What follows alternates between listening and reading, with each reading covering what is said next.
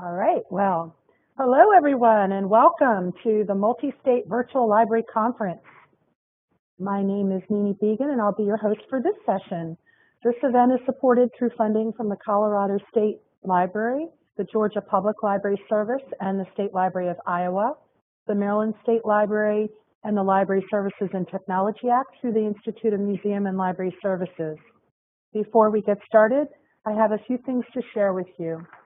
This session will be recorded and archived. A link will be sent out next week with access to the archived session. If there are other people watching this webinar with you, we'd love to hear about it so that we can have an accurate head count for our records. Please make note of your additional people so we can get it from you later. You'll have an opportunity to submit text questions for our presenters. Just type them into the Q&A panel. You will receive CEUs for this session and the other sessions included in our Virtual Library Staff Development Day.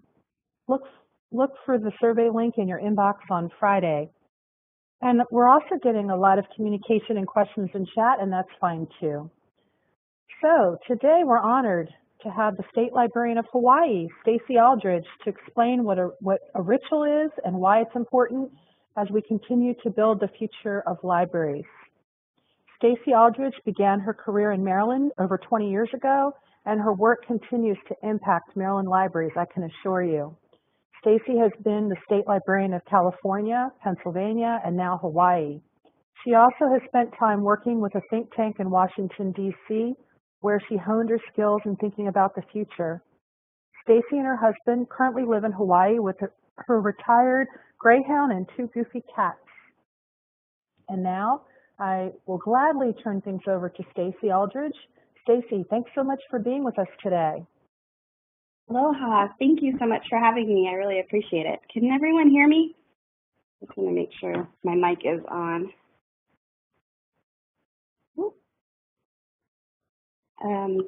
So thanks so much for having me. Good morning from Hawaii. I am going to actually share my screen, and I'm going to bounce between the WebEx and my screen. There we go.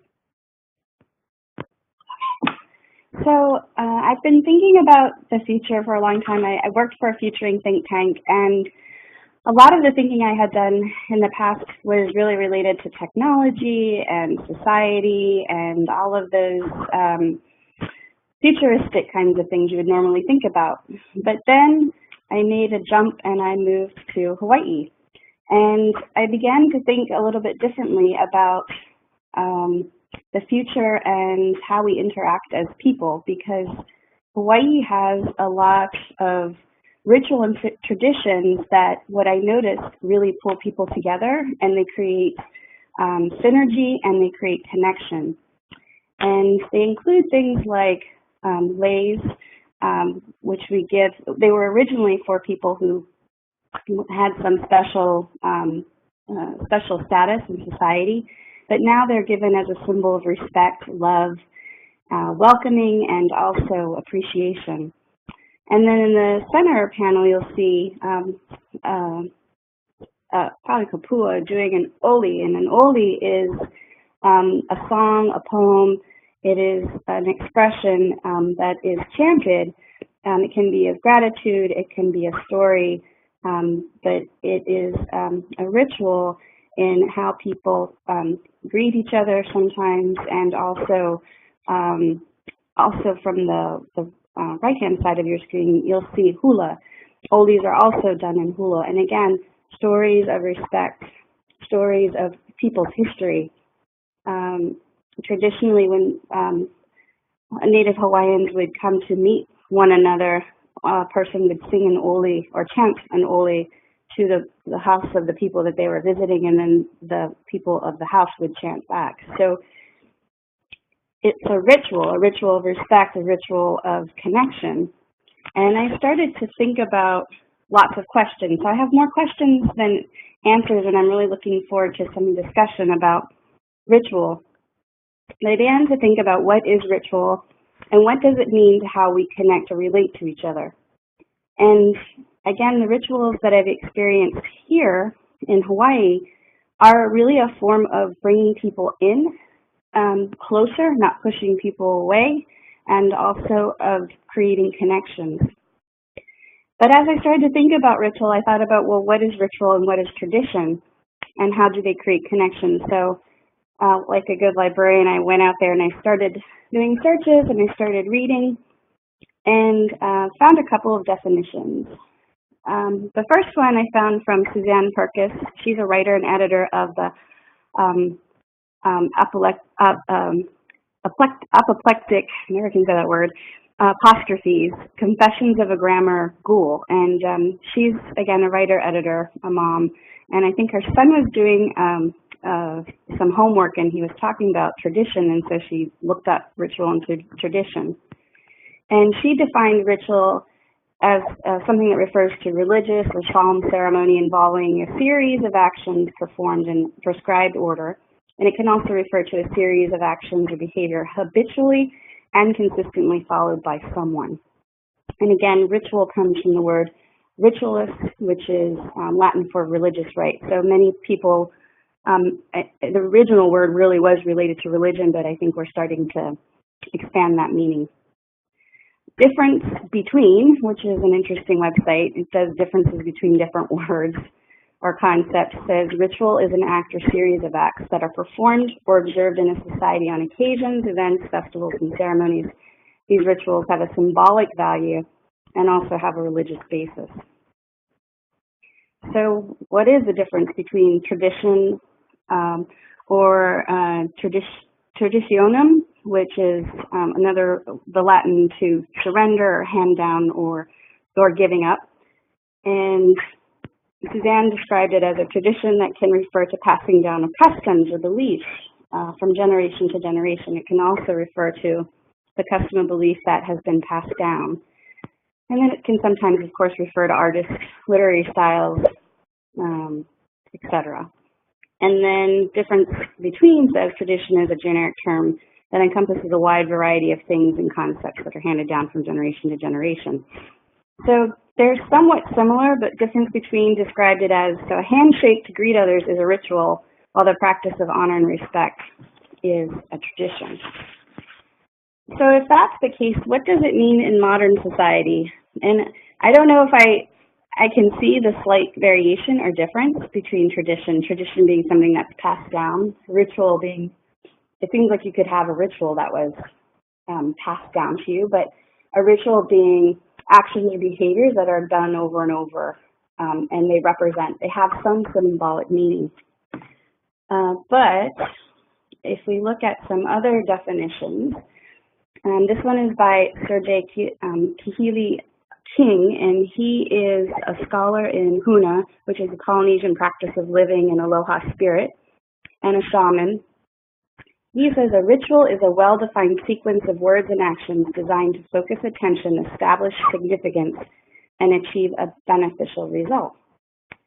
And so again, I think this gets me closer to understanding what ritual really means, is that sequence of words and actions that create focused attention. But as I thought about more, okay, I get what ritual, I think I get what ritual means, but why is ritual important?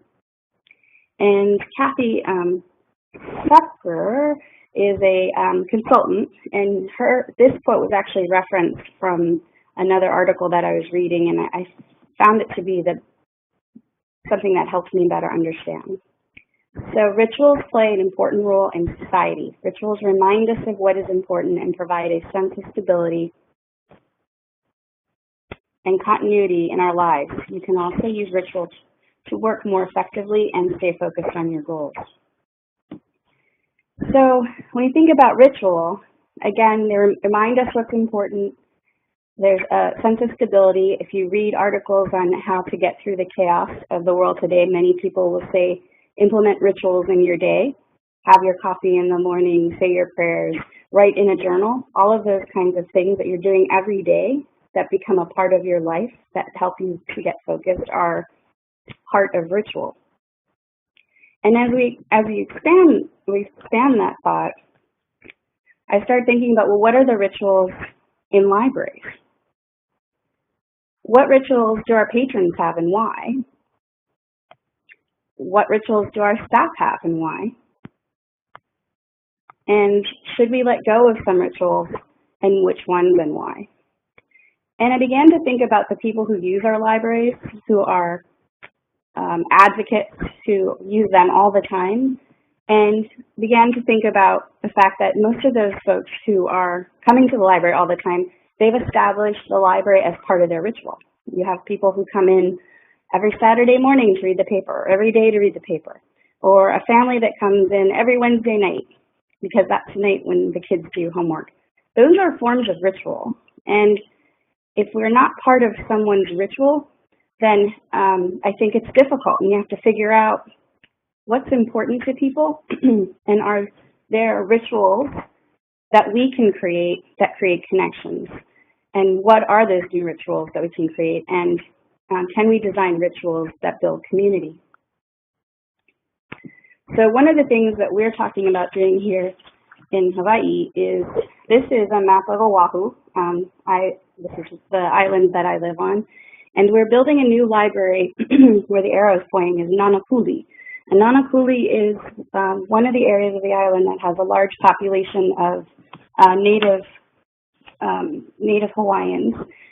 And we wanted to think about what can we do at this new library that can help honor the ritual, the traditions, and the culture of Hawaii.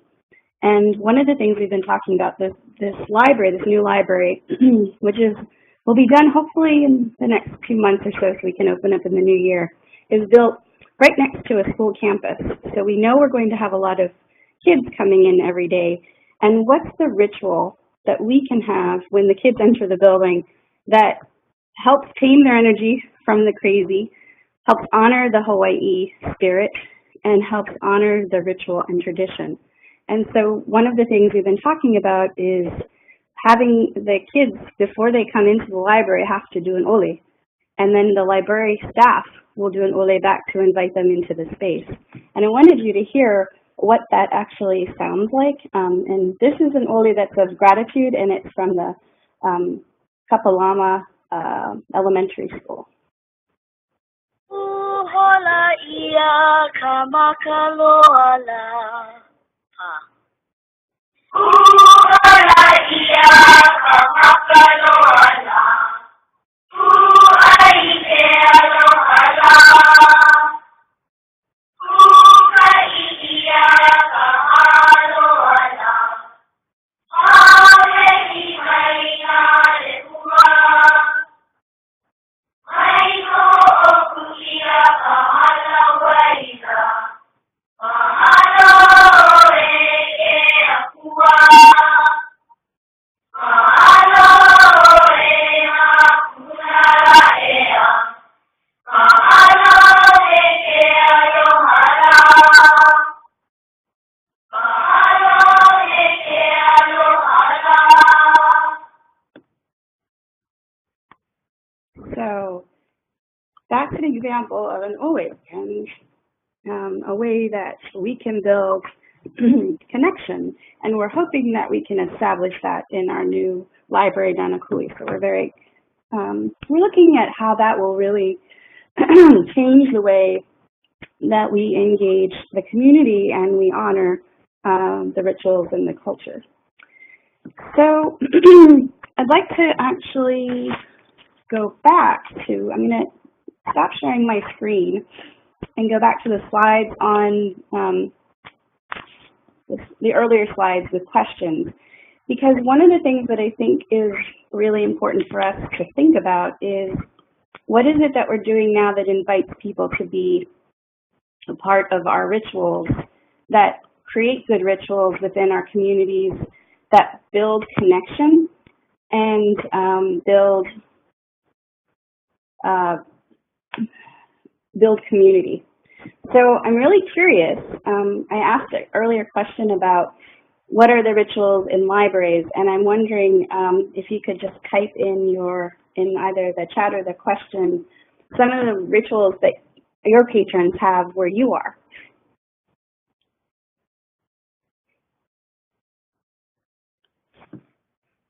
Some are reading, yeah. Every year, kids look forward to some book clubs. Great examples. Story times, coffee groups, yes. Family nights, computer classes. Yep. Sing by the fire, information hub for local news. Yep. People come and read the newspaper or journals or magazines. Teen Writers Club, movies, art classes. Awesome. Minecraft tournaments, yes.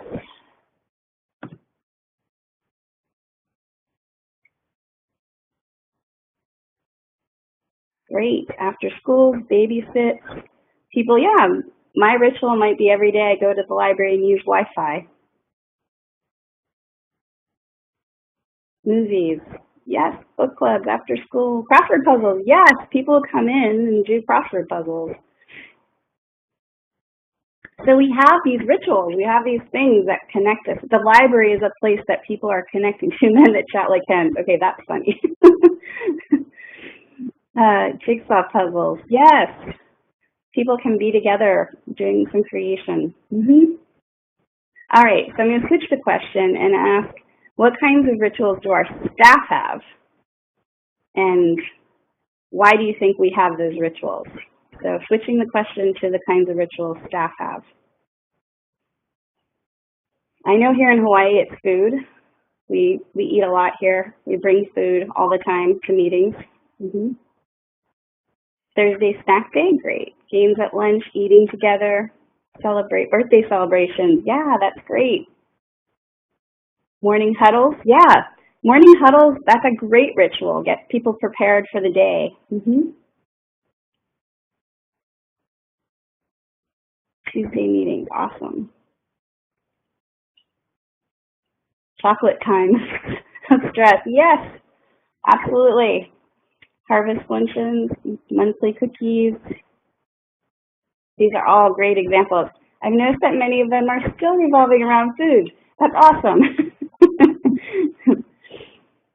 So I want to ask you a question then. Of the rituals that, I don't want to jump to the next question, of the rituals that we have with our patrons, why are those rituals, do you think, so important to our patrons that they have, like the newspaper or using Wi-Fi?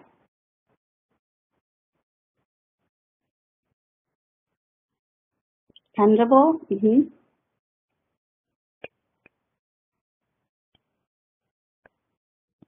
Connection? Yep, sense of community, bonding. Yes, sense of stability in the day, absolutely. Comfortable place, makes them feel, getting out of the house. Source of socialization, reduce stress, habit, social interactions, connections, casual conversation is important. Absolutely. So would you say the needs of the patrons in their rituals are the same for the needs of the staff and the kinds of rituals that we have as staff? So do we do our rituals for the same reasons, to find that stability, to make those connections? And yes, thank you, Amanda. Yes, definitely, thank you, Terry. I think they are, and I think they're very important. And I think as we think about ritual, I think about ritual within my organization. So we have 50 branches across 6 islands, and we're the only statewide system in the country. And it's actually interesting to think about what rituals we have as an organization being so distant from each other. The only way we can get to each other normally is by airplane. And so I've been really thinking a lot about how do we build rituals among staff, among 6 different islands that help to create more connection for our staff, who on some of the other islands can feel very remote. And so we're really looking at how do we create better connections and how do we create new kinds of rituals. There are rituals on each of our islands, but how do we create that across all of our libraries across the 6 islands? So, I'm going to advance the slide here. So my question is, if we're thinking about people in our community and we know that there are challenges with some people who maybe don't use a library or perceive a value to a library, are there new rituals that we could be creating that help bring in everyone within the community and gather that kind of support that's different than what we currently have? Unifying program, that's a great example. Are there other kinds of rituals or things that you can think of that could be designed to bring people in or bring people together that maybe you don't have now?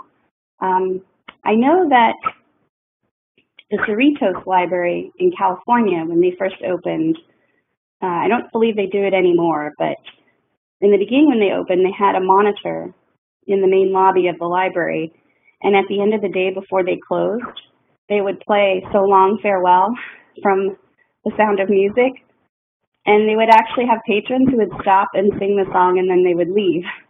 And that was a form of ritual for closing for the day. So again, I'm seeing some great things in chat, multi-generational programs, have people share their skills or interests, make connections and foster good relations. So local art, yeah, absolutely. Art brings people together. So again, the ritual, it's something that you're doing on an ongoing basis that has a pattern to it that is not just a one-shot deal. And I think as we build the future of our libraries, we have to continue to think about how do we keep supporting those positive rituals within our communities, and how do we look at those rituals that maybe aren't as useful to us as well. And so I think technology is great. We have to pay attention to the demographics. But because libraries to me have always been about connections, if you think about books are just a technology that's a transmission of information, which means it's about communication. So libraries have always been about communication, and communication is about connecting.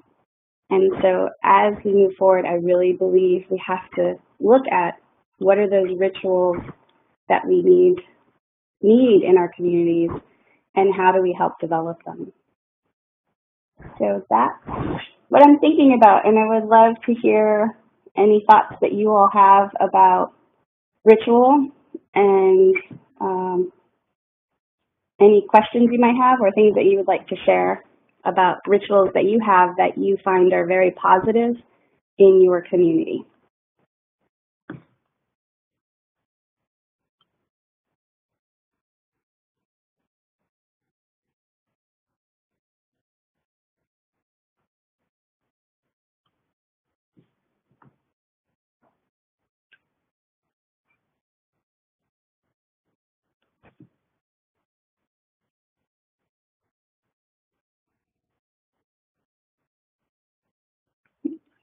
Any other questions?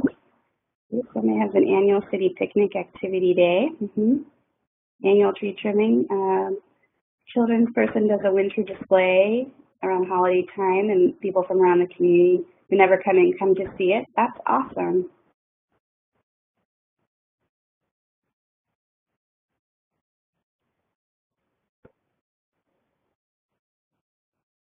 Having intention to informal conversations at the desk, activities, library events. Great. Well, summer fair with crafts and games. So definitely ritual for everybody to get together. Programs that create opportunities for community to give back. Yeah, people coming together to do something. Trunk or treat? Oh, what's trunk or treat? Treat. Summer reading program finale, absolutely. A way of celebrating. So again, ritual is a way of celebrating Easter time, Easter story time. People keep finding eggs weeks later. That's awesome. Love it. So again, something that people look forward to that builds a positive feeling homeschool group that meets twice a month in the library. That's great. Trunk or treat is when people decorate their cars. And children get and go around to gather candies. That's cool. Farmer's market in the parking lot. Yes. Going to get your fresh veg and fruit.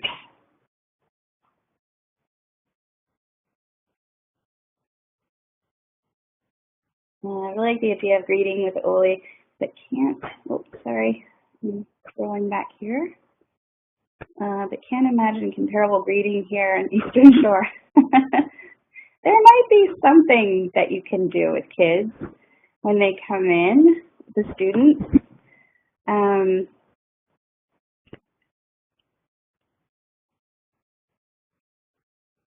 It might be as simple as having to do something when they come in the door. What would they have to do?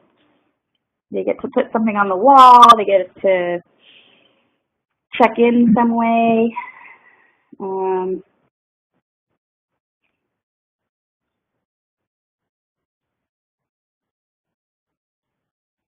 That's a good question. I know, thinking about on the mainland, what are things that you can do? I think ritual with kids is really important because after school they've got that high energy, and having some kind of ritual that is a transition, because ritual also is about transitioning from one place to another.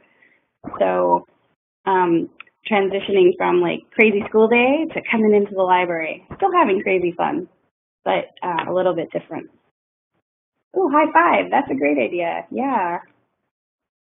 They come in and high five. I did see a teacher in a school. I was watching on teachers who were doing interesting things to engage students. And the teacher realized that he needed to create better relationships with each of his kids. And his ritual was giving every kid, before they got into his classroom, they did a high five. And he gave them positive reinforcement. These are great. Bubbles at story time. Yes. Because the other thing I think that ritual does too, good ritual, is it creates a warm place for people. It creates a memory. It creates a thought. It creates a space that makes people feel connected and feel good about their experience. Book sales. Yes. We have one here. I think it used to be the largest Friends of the Library book sale. I think we're now number 2 because of San Francisco. We have a huge book sale every year, and it's been going on for 70 years. And I work the book sale, and people will say they've been coming for many years, and they look forward to it every year. And they get to support the library, but they also get to support their reading and their cooking habits and art and all kinds of things. Yeah. A stuffed animal sleepover. Cool. Doing monthly outreach story times at preschools. Yeah, outreaching to other places where you actually become part of a ritual that every week the library staff is coming out and meeting with kids. Yeah, Chinese New Year. That's great. So celebrating culture, celebrating a new year. Driving the bookmobile, Storytime Express to inform home, as well as center-based cares. That's awesome. Yes, thank you for saying that, Joan. I think that whole making sure that everybody feels welcome, when people walk in the door, there's a nice greeting and a smile. It really changes people's days, and that is ritual. And not all places have that.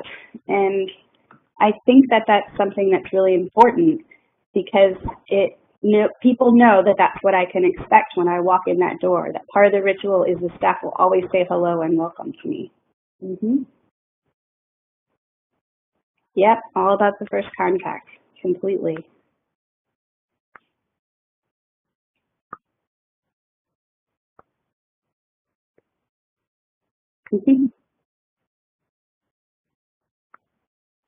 That's awesome. Of course, and a nice end of their visit with a nice day. Have a nice day. Well, it's like when you are flying in planes and there are rituals. The one thing I was thinking about with ritual that I feel is a challenge for us on the national level is I don't feel like we have very many rituals on a national level anymore because we have so many different channels of communication. And I think about as a kid, I remember, well, it was before the streaming and video and DVDs, video cassettes and DVDs, but always looking forward to, like, right around November. I don't know how many of you remember. You can put your hand up if you can remember when The Wizard of Oz would come on television. Like, everybody, like, sat down and watched The Wizard of Oz. It was, like, the thing to watch. And I think I think one ritual we had when we went to the moon, people were sitting down, most Americans were sitting down around televisions together watching the launches to the moon. After a while, they weren't paying attention as much, but those things that bring us together as a nation, and I think in communities, we probably have some rituals, because I've seen some of these great examples. Oh yeah, Sound of Music or 10 Commandments at Easter. That's another great one, great example. But what are those things that bring us together? Because those rituals are what bring us together as a nation and as a community. And you see, our patrons tell us they love. Oh, still holds true for Cherry Bomb Christmas. Yes, our patrons tell us they love to know who they are and take interest in what they want. That's cool. Yeah.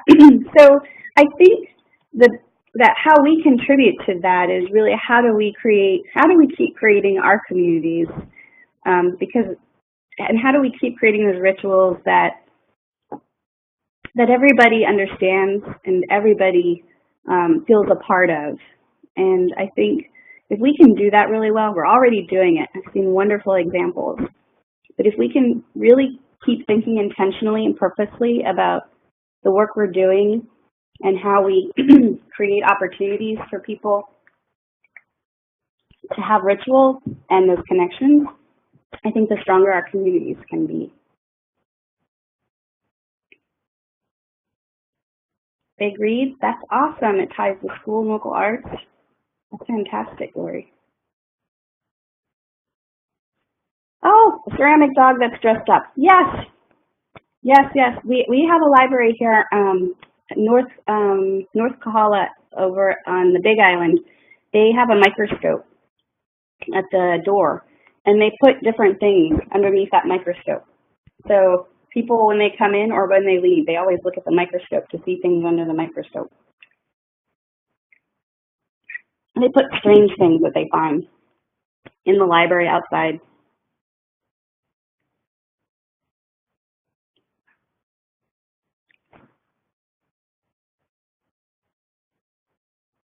Oh, that's wonderful. Free cookies and candies to thank veterans.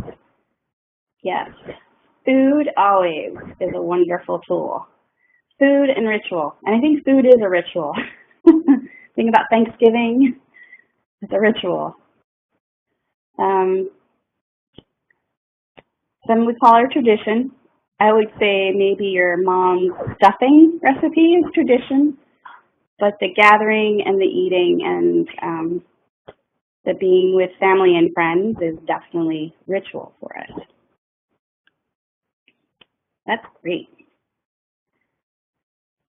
Ah, a 3-inch, that is so cool. That's been hidden for generations and people try to find the squirrel. Okay, that's really cool.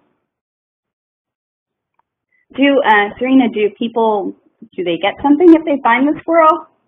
With their picture put up or open house? That's good.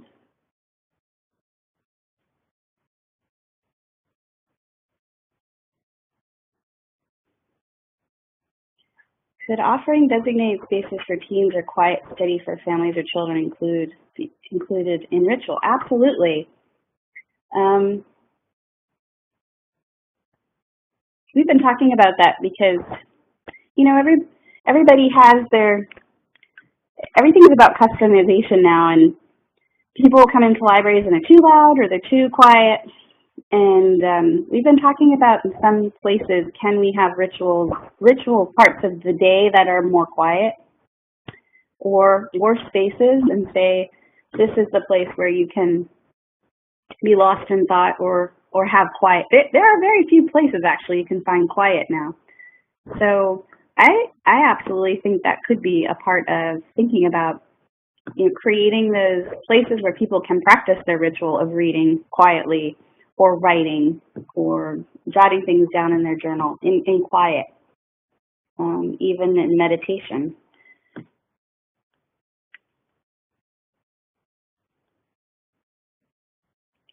An art show, that's really cool. Early speaker mentioned reflection room in the library can easily become an important ritual. Yes, that's wonderful. Absolutely. I love it. There's a lot of noise in the world. I mean, if you think about we went from three major channels with some radio channels to a spectrum of over 5,000 channels in social media, and there's so much going on, and there's so much access to ideas, and then there's our ability to have confirmed bias, so we only stick to the things that relate to what we think. But there's so much noise. I think people are looking for places of quiet, and in many ways, part of the way people see libraries there's a mental model of quiet. And so having places for people to reflect, I think, is amazing, and it would offer a place for people to have ritual. Mm-hmm. Oh, cool. That's awesome. That's really cool. Play is a form of ritual too. Think about it. There's, you know, different things you play over and over. There's a ritual every day we play kickball. There's a ritual every day we do. It's these repeats in behavior, and they're doing something for us because there's something that we desire to do. There's stability set in them, and then there's also this connection that we make. Mm-hmm. Water pumps outside the library that families always stop to pump before. Oh, cool. That's awesome. And then let's see, we have a strong partnership in neighborhood school where some staff attend student events like, that's really cool. Yay! I love it when librarians come out and support kids. That's totally awesome. So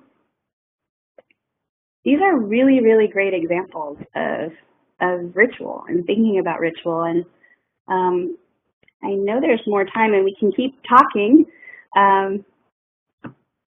for sure about ritual. But I would like to thank you all for taking time to just think about ritual. And I encourage you to keep thinking about it. And if you come up with any new rituals, please feel free to share them with me. Or if you have any ideas about ritual, please do send them to me. I really do think that libraries are about human connections, and those rituals are the things that help us create those connections. And I really know that each one of us will be going and really thinking about those rituals that help make those connections in our communities. So thank you so much for sharing your afternoon and morning with me. And mahalo to you too, and aloha.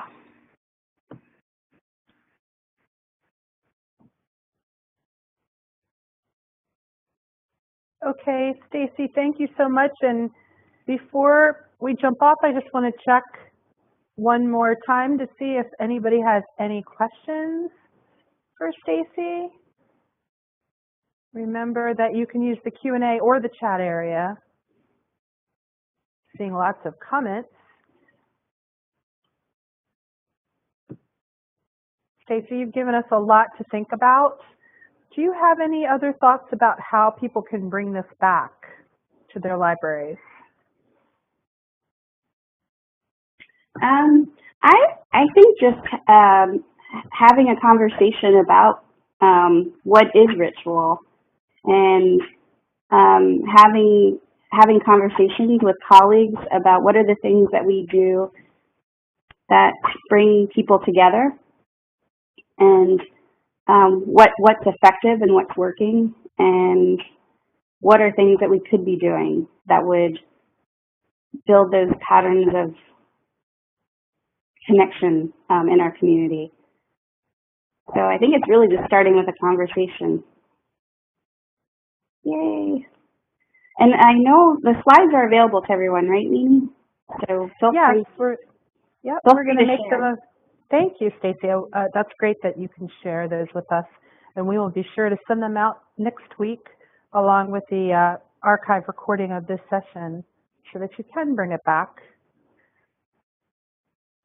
I see people are saying that someone's saying they're going to bring it back to a staff meeting. That's great. Okay, let me just check the Q&A one more time. And I'm not seeing anything else. I'm seeing lots of thanks, and so definitely thank you, Stacey, so much for being here. You've given us something really different to think about. You're always so insightful and helpful in helping us just think differently. And I want to thank everyone for attending our webinar, and thank you for all of your participation today. If you have any other questions, please don't hesitate to contact your state library's continuing education coordinator. And once you leave today's webinar, you will receive a survey on the presentation, and we would appreciate it if you complete that with your feedback. Again, the last page of the survey will be a certificate displaying credits earned. And just to clarify, I've gotten a couple of questions about that. We are going to be sending it out by the end of the week, so it won't be immediately today. Thanks all, and be sure to stay logged in for our next session. Thanks again, Stacey Aldrich. And our next session is Libraries as Community Anchors, Promoting Peaceful and Sustainable Communities. This is going to be a really terrific session that's coming up with Dr. Clara Chu. She's going to be talking about her the new action guide that's going to help us work in our communities in a different way. And that's going to be starting at 1 p.m. Mountain, 2 p.m. Central, and 3 p.m. Eastern. So join us back for that. And again, thanks everybody, and thanks Stacey. Thank you. Thank you, Nini, for inviting me.